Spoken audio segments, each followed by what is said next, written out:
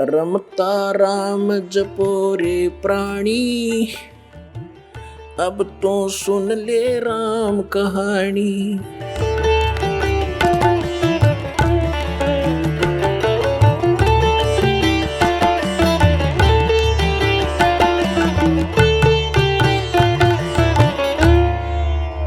आप जी पुण्यकर्मी प्राणी हैं, पूर्व जन्म के मनुष्य थे, आपके अंदर भक्ति की आस्था विद्यमान थी, आपने शीघ्र ग्रहण कर लिया।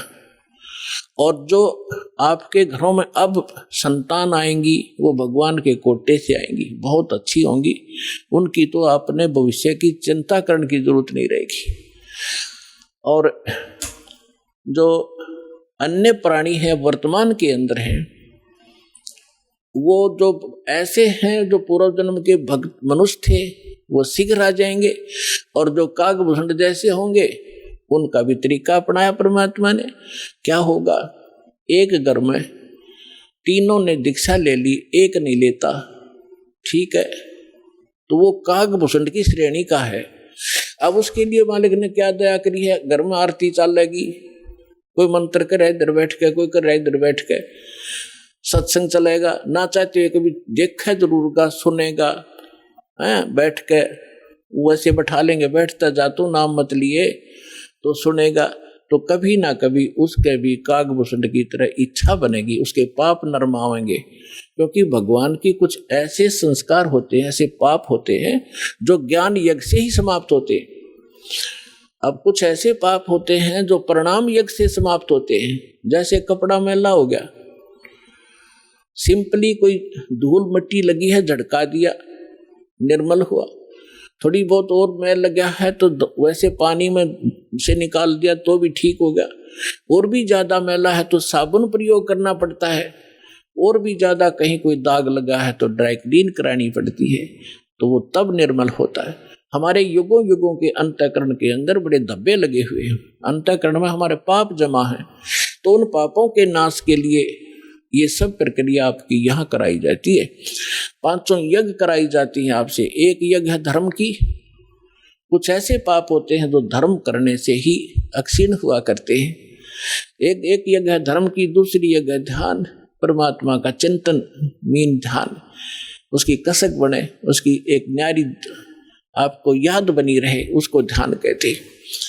और तीसरी यज्ञ है हवन की, यहाँ पर एक ज्योति यज्ञ किया जाता है, ज्योति हवन किया जाता है, कराया जाता है। तीसरी यज्ञ हवन की, चौथी यज्ञ प्रणाम, दंडवत प्रणाम कराया जाता है, जिसे अहंकार नाश होता है, और कुछ पाप इस प्रणाम यज्ञ से ही नाश होते हैं। और 5वीं यज्ञ है ज्ञान की। इस ज्ञान के सुनने से, कथाओं के सुनने से भी आपके बहुत से पाप अक्षीण होते हैं। अब जिस व्यक्ति को आप प्रारंभ में चर्चा करते हो परमात्मा की, वो नहीं ग्रहण करता, उठ के चल पड़ता है। कबीर साहब कहते हैं, कबीर पिछले पाप से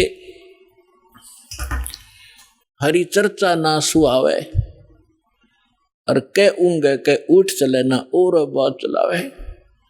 जैसे किसी कर्महीन प्राणी से, संस्कारहीन प्राणी से आप भगवान की चर्चा करने लगते हो, और वो आपका विशेष मित्र भी हो, विशेष नाती भी हो।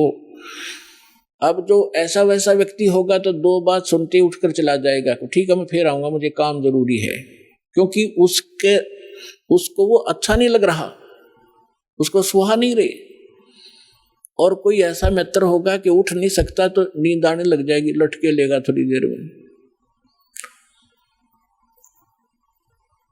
या फिर कोई विषय बदल देगा कि सुन मेरी बात सुना, सा वहाँ फलाना था, सा फलाना था, वहाँ जाना है, वहाँ चलेगा। वो सुन ही नहीं सकता, क्योंकि उसको वो अच्छा नहीं लग रहा। तुलसीदास जी कहते हैं, तुलसी पिछले पाप से हरि चर्चा ना भावे, भाव माने अच्छी नहीं लगे। जैसे कहते हैं मैंने, मुझे रोटी नहीं भाती, मुझे नहीं अच्छी लगती। तुलसी पिछले पाप से हरि चर्चा ना भावे, और जैसे जवर के वेग से भूख विदा हो जाए। अब जिस व्यक्ति को बुखार हो गया हो, जबर हो जाए, मलेरिया, तो उसको न कोई भी पदार्थ है वो कड़वा नजर लगता है, महसूस होता है। जैसे रोटी खाएगा, एक टूक एक ग्रास नहीं खा सकता, वो कड़वा लगता है, थूकने को दिल करता है। ना काजू खा सकता, ना किशमिश खा सकता। मनुखा दाग को भी कड़वी बताता है। अपने आत्मा ना मनुखा दाग कड़वी है, ना वो भोजन कड़वा है, ना खीर कड़वी है। कड़वा क्या है कि उसके बुखार ने, जवर ने, टेम्परेचर ने उसके शरीर की व्यवस्था इतनी बिगाड़ दी कि उसको मीठी वस्तु भी कड़वी लग रही है। अब उसका ट्रीटमेंट क्या है, उसका विकल्प क्या है कि उस मलेरिया बुखार को नरम करना पड़ेगा। बुखार उतरे बिना वस्तु स्वादिष्ट लगे नहीं। अब रोटी कड़वी लग रही है, मनुखा दाख कड़वी लग रही है, तो उसका ट्रीटमेंट क्या है? कड़वी गोली ही खानी पड़ेगी कुनीन की, और ना चाहते भी खानी पड़ेंगी, और उनके खाने से फिर वो जबर ठीक होगा। जब जबर उतर जाएगा और फिर देखना सूखी रोटी सब्जी छोड़, भूख लगेगी, जब घर वाले कहें सब्जी बना दो ना, रोटी दे फटाफट, सब्जी तो फिर देखूंगा। और पहले सब कुछ आगे रख देते थे तो भी खाने को दिल नहीं करता था। ठीक इसी प्रकार जो प्रथम बार जिसके ऊपर परमात्मा रजा बख्शते हैं किसी भी कारण से, किसी के माध्यम से सत्संग सुनाने की, तो वो ऐसा व्यक्ति जिसके पिछले पाप कर्म घने बढ़े हुए हैं, तो उसकी आत्मा के अंदर उस जबर के कारण उस मीठी वस्तु परमात्मा की चर्चा ग्रहण करने का वो व्यवस्था नहीं है, वो खराब हो चुकी है। तो उसके लिए क्या तरीका है कि ना अच्छी लगे तो भी सत्संग में बैठा रहे और सुनता ही रहे, जैसे कैसे भी सुनता रहे, चाहे अच्छी लगो या ना लगो। तो उस परमात्मा के वचन में, परमात्मा की वाणी में इतनी शक्ति है कि वो ना सुने, चाहे वहां वैसे बैठा रहे, और चाहे वो सो भी जा, जहाँ आरती चल रही हो, बाल जैसे कोई लेट गया, नींद आ गई, चलो लेट जा, सत्संग चल रहा है तो बैठ गया, बैठा रहे, चाहे कुछ भी सोचता रहे, ना सुने, चाहे दूसरे कमरे में बैठ जाए लेकिन कानों में ये सुनती हो, तो वहां भी असर करेगी ये वाणी। उसके शरीर के पाप को, अंतःकरण के वो पाप काट दिए जाएं, कट जाएंगे जो ज्ञान यज्ञ से कटने होते हैं। अब जैसे एक पहले क्या होता था, सभी उपचार आध्यात्मिक तरीके से होते थे। वो भक्ति तो उनके पास थी नहीं, साधु संतों के पास।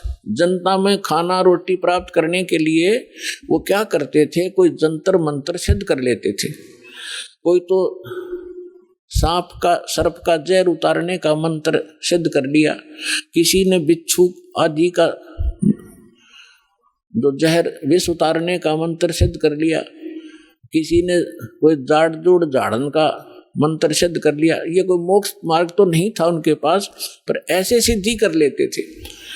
तो जैसे एक सर्प का विष उतारने वाला व्यक्ति एक मंत्र सिद्ध कर लेता है, और जिसको सर्प ने डस रखा है वो अचेत पड़ा है, बेहोश पड़ा है, और वो जो सर्प का विष उतारने वाला व्यक्ति एक मंत्र बुदबुदाता है, बोलता है, वो अचेत व्यक्ति ना उसको सुन पा रहा है ना समझ पा रहा है, और तो भी वो अपना काम कर रहा है, उसके विष को उतार देता है, वो व्यक्ति सचेत हो जाता है, उसका जीवन दान हो जाता है।